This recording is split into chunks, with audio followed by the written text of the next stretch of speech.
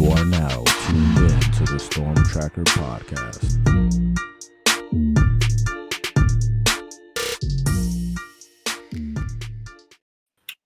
Welcome back, family, to the Storm Tracker podcast. I'm Marcus Benjamin, chilling with my guy Frank Tucker, representing the Crib, South Florida. We collectively represent CanesCounty.com, part of the Rivals.com network. Make sure you subscribe to this podcast on all platforms and also subscribe to this YouTube channel live from Canes County.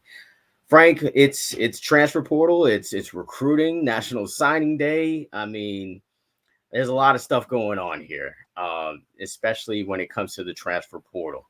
Miami is looking to replace Tyler Van Dyke. Good luck to TVD. Going to be in Wisconsin next season. But Miami's still looking for that quarterback to be the quarterback of the future. Cam Ward seems to be the priority for the Hurricanes, as they met with Cam Ward last night and then today as well. He is scheduled to go to Florida State. What are your thoughts on Miami pursuing a Cam Ward, and do you think that is going to be the guy for Miami? Yeah, they put all their eggs into that basket in a lot of different ways, right? They got Mark Fletcher at the dinner. They got Jacoby George at the dinner. Even putting a little bit of Rick Ross action in there. Rose, the biggest boss. So it was, I think he's ideally the guy that they want in this class from the jump before he even entered the portal. It was rumored Miami was throwing big money at him. I do think it's interesting that he is taking that visit to Florida State. They are also looking for a quarterback in this class. Dante Moore looks like he might end up at Oregon. It's everything's really up in the air there. And listen, the quarterback dominoes are going to fall, and things are going to happen quickly for a lot of different teams. So say a Cam Ward doesn't end up at Miami, I think that a Will Howard ends up at Miami. It's almost a lock if that happens that way.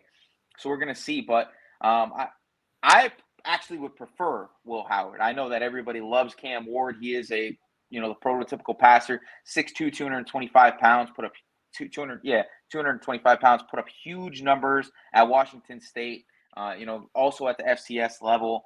So I think he's like a JT Barrett type player. That's really what I would kind of make like the comparison. Good comparison. He's a pass first guy with some mobility. Strong frame at 225 pounds. But I would prefer Howard, man. The dual threat ability by Howard, to me, is something that can open up this offense in a way that not a lot of quarterbacks can, except for maybe the guy who entered the portal from Holy Cross. And I think that Miami's looking for more of a guy who's played in a big conference, has experience, gone against the best of the best, because Miami's in a prime position to make a move on the ACC and potentially more next year. The whole entire roster is pretty much intact. They're going to fill spots that are needed, like that center position in safety. You bring so much back in regards to the offensive line, the defensive line, the linebacker core. This is a strong roster, man. But I do think that they've kind of narrowed things down to those two quarterbacks, as everything's been rumored that those are the two guys that have been visiting this week. And from everything that we've seen, the visit did go well with Cam Ward. Am I a little worried that he walked away not saying I'm committed to the University of Miami? Absolutely. It means that he's still fishing for potentially more money, maybe. He's still seeing what other options are out there. So it's not locked in that Cam Ward's a Miami Hurricane. Do I think that Miami should be the favorite? Absolutely. The visit looked, and everything that I've heard is that it went really well. So, listen, Miami's in a good spot. No matter what happens at that quarterback position, they're going to be really, really good next year. Only thing I'm worried about is depth behind whoever they end up getting out of the portal. I know that Emory Williams is going to be a guy that's a potential starter type player. And then we know Judd, it has some potential. He had a really good senior year at Warner Robins, threw for almost 3,000 yards, and his accuracy drastically improved. The turnover numbers drastically improved. His ability to put the ball in the end zone drastically improved. So you're going to have three. But we saw how that ended up turning out this year, where at the end of the year, Miami was basically begging for Ja'Carri Brown to stay for one more game. So I fully expect Ja'Carri to end up leaving through the portal. We'll see what happens. Obviously, the portal's only a 30-day window, and he still has stayed at the University of Miami. Obviously, he's going to wait until the bowl game, I think. And after that, he'll be exiting the University of Miami. So we'll see what happens. But likely Cam Ward, don't sleep on Will Howard ending up the quarterback at the University of Miami. Yeah, I like Cam Ward a lot. I mean, when I look at these highlights, he has dual threat ability, just like Howard. And I do think Miami definitely needs a dual threat quarterback. Nobody wants to see a statue like we saw last year in Tyler Van Dyke, especially in this type of offense. The air raid, it gives you options to run with the football as a quarterback. So I like Cam Ward. I mean, he threw for 3,000 yards, I believe, last season, and Miami has never had a 3,000-yard passer, like, ever. I mean, albeit, yeah, we're in a different era right now of college football where it's very pass happy compared to like the 80s and 90s. But still, I mean, to have that type of ability, I think will be a game changer for Miami.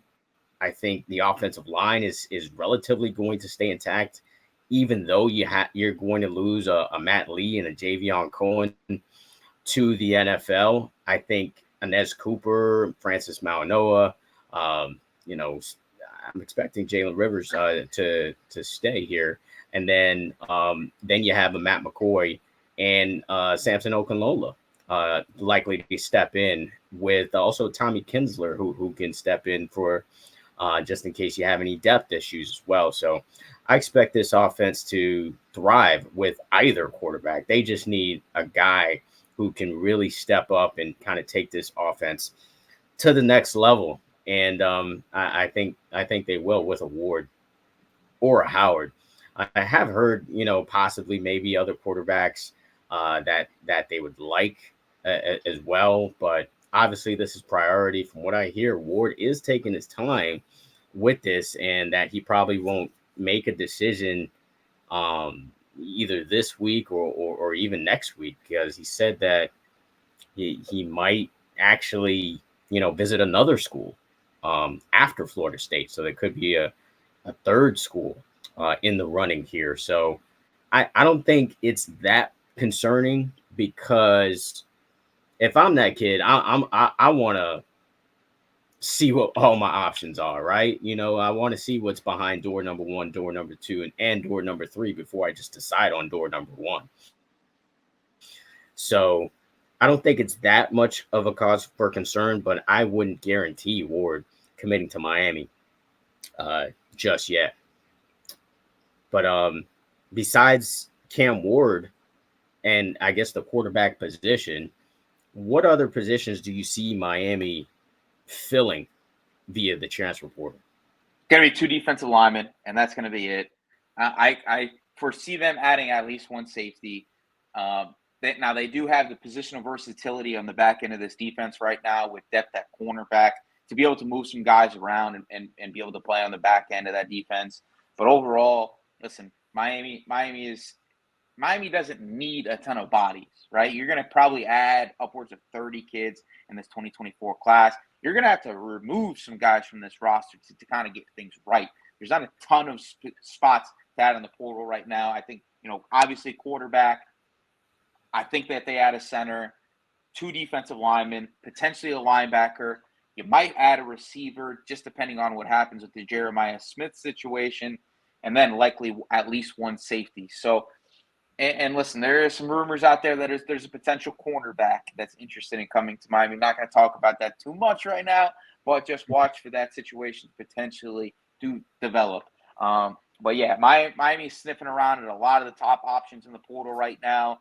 I do think that they add a center because, like you said, they're pretty much built out along the offensive line with really good depth, even a second level of this offensive line that has starting potential. Right, Samson Okunlola likely takes a step forward once he gets healthy after this season with another spring. You got Tommy Kinsler, who was one of the best offensive linemen in the state of Florida in the last class.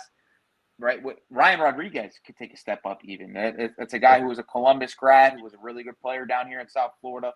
Probably more of a depth guy, but we've seen guys like Corey Gaynor, turn into a starter caliber player at that center position. And listen, don't sleep on the future of the center position, because the kid that they got to flip from Harvard, everything I hear about him is that he is a star. And I know that people look at him as a 2-star take. The center position is not a position where you grab 5-star guys and then they end up being the best of the position. It's a cerebral position that listen, he fits the mold physically. And I think that he's going to be a really good take for Miami going forward. So Miami overall on the offensive line going to be strong. Receiver, bring a lot back. Plus you got 3 guys coming in that have first-year potential to make an impact. The only position that I really worry about, and I question what's going to happen, is that tight end position. What is Miami going to do there, right? Like, you're probably going to get Cam, back for one more year, his 19th season in college football. Elijah Arroyo, is he ever going to be healthy? You lose Jaleel Skinner. Riley Williams, I think, takes a step forward, but we've seen this offense where they do utilize multiple tight end sets a lot of the time because Mario Cristobal wants that power spread still to be utilized despite the air raid attack of Shannon Dawson. So I hope. What about Jackson Carver? Jackson Carver, yeah, he's a good, You forgot about him, huh? I didn't. I think that he was a second tight end take. I'm hoping that Elijah Lofton ends up sticking in this class. And I know that, originally he wasn't one of the guys that posted that graphic or they were 10 days away. But he did go on his Instagram and post that he was 9 days away from signing with a Miami picture on his Instagram today. So I do feel confident in it still. I think that he is an electric player that they can utilize as an H-back, even an occasional power back if needed. I know you got Mark Fletcher, and you don't want to take him out of that role, but we saw Elijah Lofton against top teams in high school football dominate with 3-4 touchdown games against the best in the country. So I think he has really good – I think he's a Jaheim Bell type player. The tight end at Florida State that had a really good year where they were able to move him around and do different things with him. That's the type of player that I see Elijah Lofton. He's not your prototypical tight end at 6'2", 230, 235 pounds, but he's an athlete who makes things happen with the ball in his hands. And I hope he does stick and become one of those 30, 31 guys in this 2024 class, because I think that Arroyo, we may never see his full potential. All right? Like, Riley Williams, I think he's a good player, but you need to have a second tight end. Even Georgia has multiple tight ends with the Brock Bowers. And look, they had an injury to their top guy, and it completely derailed their offense. So need to have a guy like an Elijah Lofton in this class. And if they don't add an Elijah Lofton, I hope that they're going into the portal and dipping into some of the options that are there, because there are some good ones. I know that the Oregon State tight end has been linked to Michigan State very heavily, but he's a very good player, had like 9 touchdowns last year. There are some good options in the portal in this 30-day window. I think they're actually kind of good at tight end as long as Arroyo comes back healthy. Like that's kind of the key. It's a big if, right? Because I feel like we're talking about Zion. I feel like we're talking about Zion Nelson with Arroyo. I hope it's not that situation. I hope it's not, because we actually did see Elijah Arroyo on the field at least. And then what happened? He disappeared. Off the field. He disappeared. I know. But yeah, I mean, I guess another year rehab, and maybe he gets more confidence as well, because when you come back from injury, you tend to be a little bit hesitant, and you're not, giving it your full go because you don't want to re-injure yourself. And that's exactly actually what happened to Arroyo this season. But hopefully it could be the law firm of Elijah next season with Arroyo and Lofton, because those are going to be your guys. I think Riley Williams does take a step up. Obviously, he played a lot this season, and he played over a Jaleel Skinner, who was supposed to take that next step. And, and then Jackson Carver, man, could be that blocking tight end for you, just in case. Hopefully he hits the weight room a little bit more, and, he definitely can be that blocking tight end whenever Cam McCormick decides to leave, or if he's going to stay for another 5 years, who knows? But yeah, I'm excited about the tight end position as long as it's used, right? Wasn't even used last season at all. I mean, they probably have 5 catches total on the year, something like that, which is kind of ridiculous for an offensive coordinator that tried to sell to us in the offseason that the tight end position was going to be used, and that didn't happen.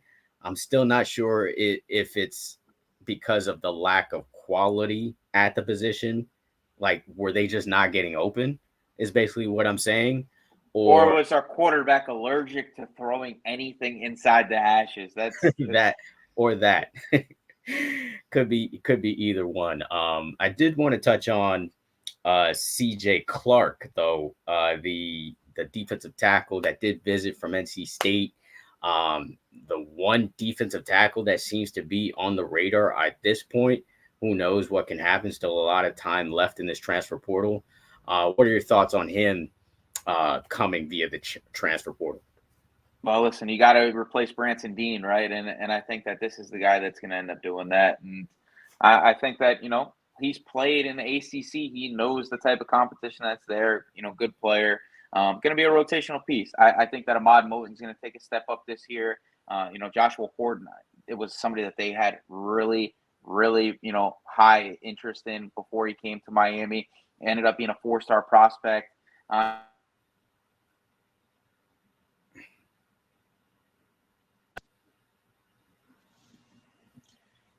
Sorry about that. Some technical difficulties. Can you hear me? Yeah, I got you. I hear you. You can hear me? I can hear you, yeah. Yeah, so, I think that Ruben Bain's even going to play some inside like we saw him do this year. And I do think that Miami adds one more defensive lineman. Watch for some names that pop up from the SEC.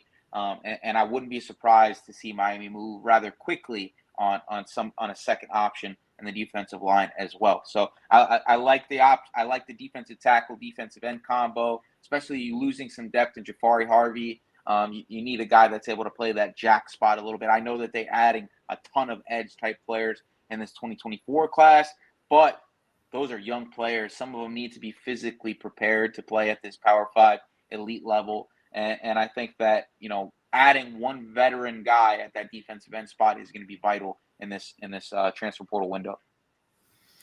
Speaking of SEC guys who could be, entering the transfer portal, I wanted to mention was Shamar Stewart. I mean, that's the guy that I think should be on the radar because, everything's kind of falling apart at Texas A&M. Things are falling apart at Florida as well. But I think Shamar Stewart could be a guy to kind of keep an eye on just because things are kind of falling apart over there in Aggie land, based on the coaching change, obviously, a lot of changes happening there. So that's also a name to watch, kind of down the line here. Let's switch to recruiting because obviously National Signing Day is coming up next week. We're already 7 days away from early National Signing Day. And Miami's still in the mix for a lot of different players. Xavier Mincy is a player that I think is still definitely on the radar for Miami. Xavier Lucas, the defensive back out of committed to Wisconsin, is definitely on the radar for Miami. Of course, Jordan Lyle is still kind of hanging around and still maybe thinking about flipping to Miami. And then Jeremiah Smith, obviously the biggest fish of them all, is a possibility. Out of any of those guys or someone else, who do you think Miami fans should definitely be monitoring within the next week? And listen, I know that everybody's going to say CJ Bailey throughout that tweet that he is locked in with NC State, but I don't think that's over. I don't think that situation is over, especially with Grayson McCall ending up going to NC State. Does that throw off CJ because of maybe the potential for a first year playing opportunity is not there, especially with their commitment to Grayson McCall, which it's a commitment, right? And I think that Miami's still in play. We'll see what happens this weekend if they get him on campus. That's going to be the biggest test. And I think if you get a CJ Bailey, that's going to be the biggest factor in what happens with Jeremiah Smith. But I feel really good about where Miami's at with Armando Blunt. I feel really good about where Miami's at with Xavier Lucas. Xavier Mincy is one of those weirder situations. I do think Miami is in a really good spot, but it's Florida State, it's Florida, it's Miami. It's a three-way in-state battle. I do believe that Miami has an edge because of their ability to let him play cornerback. I don't necessarily know if the two other schools see him in that same light. I know that this Miami defensive staff has prioritized him over the course of his entire recruitment. We just saw him make a massive jump into the top 150 for us here at Rivals in the top 250. He's an elite player. He's an elite player with positional versatility, which is what Miami loves. Miami wants their safeties to be able to play either position, right? They want their safeties to be able to play in man coverage. And I don't feel like Miami safeties were able to do that at a high level this year. And they had to mask some things, and it kind of put this defense in a position at times where they were able to be exposed. Cam Kinchin's obviously one of the all-time greats at the University of Miami. Didn't necessarily have the skill set in totality to fit what Lance Guidry wanted to do at all times. So I think that if they're able to get some long athletic safeties that are able to play in man coverage, which is what Zay Mincy is. And listen, Xavier Lucas is another kid that played free safety on the high school level at 5 interceptions his sophomore year at Deerfield Beach High School playing the position. Miami's going to be in a really good position for the next 3 to 4 years at both cornerback and safety. So I feel good about those two guys. Jordan Lyle, right? We felt like a month ago it was pretty much a done deal. And everything that I'm hearing is that it's still like Miami's in a really good spot. It feels a lot like the Mark Fletcher situation. Really late in the process, coming down to the last week. He has visited a number of times. He knows what Miami's bringing to the table. You lose Don Chaney, that opens up a ton of carries. Yes, you're bringing in Kevin Riley, and Chris Wheatley-Humphrey is still in the class, but there is opportunity there for Jordan Lyle on this Hurricane roster, even as a freshman. He has the type of talent that Miami needs to continue to push to be a Georgia and Alabama. If you look at those teams, they stack talent at the running back position, and Lyle is the type of player, especially in South Florida, that you do just that with. I don't think that Ohio State's going to be able to compare to Miami in the NIL game. Contrary to what's going to happen with Jeremiah Smith, Ohio State is going to try to pay Jeremiah Smith, contrary to what everybody is saying. They're even cutting back the budget on a quarterback. That's part of the reason why I don't feel like Cam Ward is really an option for Ohio State, because they're not going to pay a transfer portal quarterback. They're going to try to pay Jeremiah Smith in the range that Florida State and Miami are reaching. So, again, another situation to watch there. But I like where Miami's at with Jordan Lyle. I'm still going to predict a flip for Lyle late in this process. I'm not predicting a flip for CJ Bailey right now. Got to see if he confirms for a visit this weekend. And then, listen, I like where they're at with a flip for Xavier Lucas. I like where they're at with, say, Mincy in this class. And I like the potential for a flip of Armando Blunt. So top 5, potentially a top 3 class for Miami in 2024. Yeah, it would be absolutely amazing. I mean, Mark Cristobal is doing a tremendous job. Obviously, last year, getting a top 10 class this year, pretty much seemed to be on track for a top 5 class based on, the potential players that are still out there, and that the fact that they're able to do that after a 7-5 season, maybe 8, who knows what happens in this bowl game coming up. I wanted to touch on something that you said earlier about Jakari Brown. You think for sure he's pretty much gone out of here after the bowl game, huh? Yeah, I think he's gone. Everything he's posted on social media indicates it. This isn't a staff that I think they like Jakari Brown as a player. I think that he's really a program kid. He is a leader. There's no character issues with him. I just think that there's accuracy issues with Jakari Brown. That's why Miami's going so hard in the portal. If they had any hope that he was potentially the guy, they'd be okay rolling with a Jakari Brown and Emory Williams in a competition next year. But they're not. They're not going to give him a chance to be the guy. And I don't think that there's a financial obligation to Jakari Brown that puts him in a position to where he has any power going into the quarterback battle next year for Miami. So I do think he ends up leaving through the portal after the bowl game. Interesting. So I guess that's going to be the swan song of Jakari Brown against Rutgers. I definitely hope he plays well. Of course, we'll have more on that game once we get closer to that game week. That game scheduled for December 28th, Thursday at 2:15. Also wanted to talk a little bit about the defensive back position, man. Yeah, we talked a little bit before this pod about potential for some moves as far as defensive backs go, which Dice Richard may be moving to a safety position. Safety to me is a concern naturally, just because you're losing to James Williams and you're losing to Cam Kinchens to the NFL, and you have kind of unproven guys in Markeith Williams and Jaden Harris kind of behind those guys. And then you have in this class, you've got Zaquan Patterson. Obviously, he could be the potential next James Williams. He's definitely that type of player that plays in the box.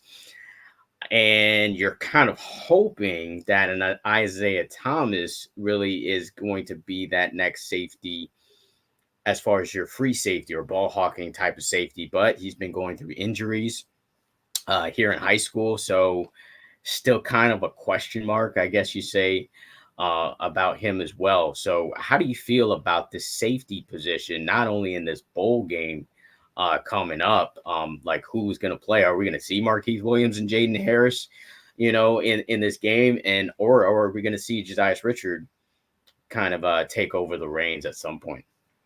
I think you could see Richard back there. I think you could see Damari Brown back there. And then going into next year, OJ Frederick from St. Thomas Aquinas has the frame to be able to play that position as well. If you have too many bodies at cornerback, he has the athleticism, the man coverage ability that Miami's looking for to be able to move to that spot. He did play a lot of safety in 7-on-7. He played it at Deerfield Beach. He wasn't always necessarily a corner.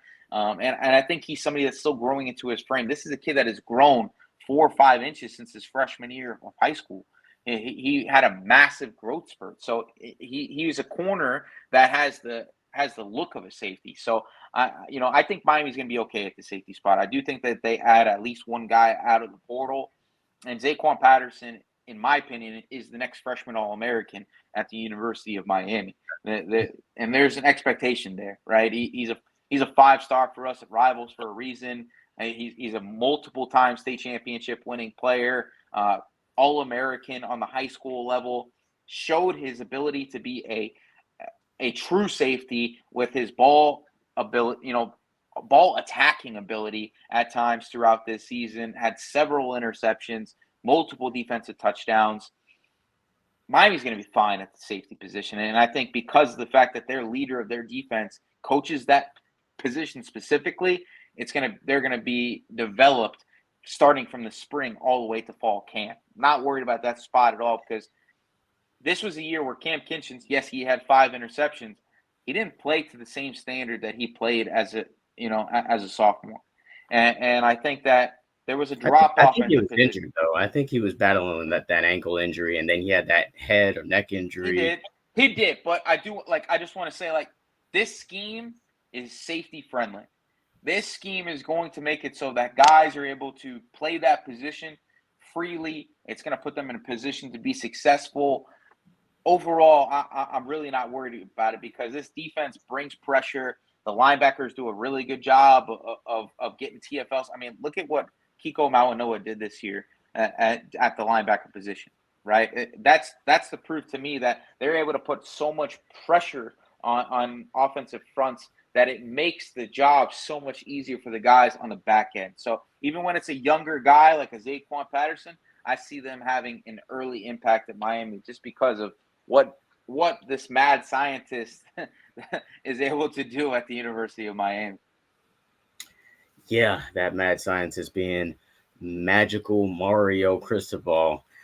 Keep building class after class here. So let's talk a little just high school football as we do here at the crib. Miami didn't complete the sweep, Frank. Unfortunately, it was a thrilling game that I watched with between Norland and Berkeley Prep. JoJo Troop, by the way, the running back, I fell in love with watching the game. I was just like, yo, this kid is the deal. The other kid too, for Berkeley Prep, forget his name right now, but he was number 3. He was Dallas Golden. Dallas Golden. 2025 athlete. 2025 athlete. Probably going to play more defensive back at the next level. Has some receiver ability as well. But he plays running back in that 2-back system that Berkeley Prep has, and they ran for 300 yards on that elite Norland front. Super shocked about that. Yeah, unbelievable game. Disappointing season for New Orleans, but they got a lot of they got some guys coming back next year, including Yapor. So I'm pretty sure they're going to be back with a vengeance next year. But the teams that did win, Chaminade, let's I mean, we knew it was going to be like that, but like, damn, like that, like 56 42 to nothing. 42 to nothing in halftime. This was a running clock. This is a running clock before it hit halftime. Unbelievable job by Chaminade. I mean, it looked like, they were playing a youth football team out there, and it was the state championship game.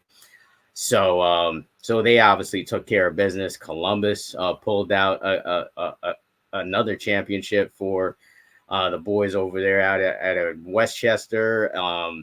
Alberto Mendoza, man, we knew he could run the football, but like, damn, like he had like 20 carries in this game. Great game plan by that staff to kind of stay away from that Mandarin defensive backfield, which is great. Miami target Stubbs is back there. So I like what I saw from them. And then, of course, St. Thomas and Homestead was perhaps one of the best games. Josh Townsend earned a scholarship from Miami as a result of it. So, what were your thoughts, I guess, on, the Miami targets and commits from the state championship? And just to wrap us up here. Yeah, Chaminade Madonna, JoJo Trader, 2 touchdowns, 61 yards, all in the first half. He even threw a touchdown to CJ Bailey in the red zone, which was fun to see. Yeah. Then you had Zaquan Patterson get an interception, a really nice PBU in the red zone, some really good tackles. CJ Ewald only allowed a couple short catches in this game, had some PBUs as well. And then, listen, CJ Bailey over 300 yards passing, almost an uncountable amount of touchdowns in this game. It felt like it was fun to watch if you were a Miami fan, because it shows you what the potential is for Miami, in the next coming years. Even Daenerys Gray, a Miami target in 2026, scored in this game. Arwin Jackson, a 2027 running back that Miami's going to be on in the next year or two. He had a 61-yard run in this game. And then Jaquari Lewis, a player that I absolutely love, a little bit of bias as a DEFCON player. He's a 4-star running back slot receiver that scored in this one. So, much talent on the Chaminade team. And to put it in perspective, how big of a win this was, the team that they beat, Clearwater Central Catholic, beat Berkeley Prep, who beat New Orleans. So just the fact that they were able to just lambast these people was a resume clincher for me on should they be the national champions. And I know people are going to say Bishop Gorman beat them last year, but I felt like this was a different Chaminade team this year. They just upped things in a way that I have really not seen from a South Florida team in a long time. Even that Central team that beat IMG, it was different. It was a different level of dominance for Chaminade Madonna. They had 4 wins against top 25 teams nationally this year. And that's tough to do, because if you look at their schedule, right, they have to play some district games against teams that are just absolutely inferior. They put 70 points on people. I think their last, what was it, like 5 or 6 games, they won like by a total of 420 to 7. It was a ridiculous total. So, and then to go to the New Orleans game, not too many Miami targets there. But Dallas Golden's a guy that I would love to see Miami go after. He was just thoroughly dominant. Yeah, definitely. And then going to St. Thomas Aquinas, Jordan Lyles scores 2 touchdowns, and the future of St. Thomas Aquinas shined bright, in my opinion. Overall, Ryan Mack showed he is a guy. Yes. I know Cortez Mills had a good game, but really it didn't come on Ryan Mack. And like you said, like you're saying, it really didn't come against Ryan Mack. It was really a great matchup to watch the entire game. Yeah, love what I see from Ryan Mack, and this staff thinks that he is a player at the University of Miami as well. So I know a lot of people saw him as an add-on addition from that Purple Machine group. He's a dude, and he's going to be a guy that I think ends up being a really good player at the University of Miami. Legacy kid, wants to be a Hurricane, and listen, I think it's gonna work out in Miami's favor. And then to go to that 4M game, I mean, obviously Cortez Mills, we got to touch on that, and Josh Townsend. Josh Townsend gets that PWO offer because of the great performance, and Cortez Mills is a monster. So I hope to see him in green and orange in the 2025 cycle. And then in 4M, Dalen Russell, star. He's been a really good player in the playoffs. And I love that he's going to be a guy that can play that 4I position at the University of Miami. Probably going to have to get into the weight room a little bit at the next level, and might not contribute right away, but he's a hard worker, a guy who dominates in the run game, and you need some of those trench bullies. Not everybody can get to the quarterback on every play. You need guys that are going to clean up messes, and that's what he does. Hector Chavez, dominant player too, number 10, middle linebacker in that 2025 class for Columbus. One of the top 25 linebackers in the country in 2025. Love what he's been doing. He had over 100 tackles on the year, and it was cemented in that game. Bryce Fitzgerald, like 5 interceptions in the playoffs, just scored in that game. Touchdown in the game. Yeah, scored in that game. He's a guy that I think ends up at the University of Miami in 2025. I do think Miami's 2025 defensive back class is going to be a special one, and I think he's going to end up being part of that. Had a special 2023 playoffs, just like 5 interceptions, multiple touchdowns, elite player.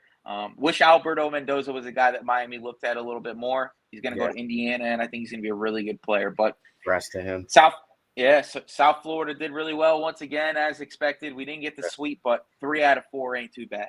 Yeah, ain't too bad at all. And now it's like, is Chaminade going to possibly play like a team like how they did last year, where they played Bishop Gorman at the end of the season just to kind of cement who is the national championship or not?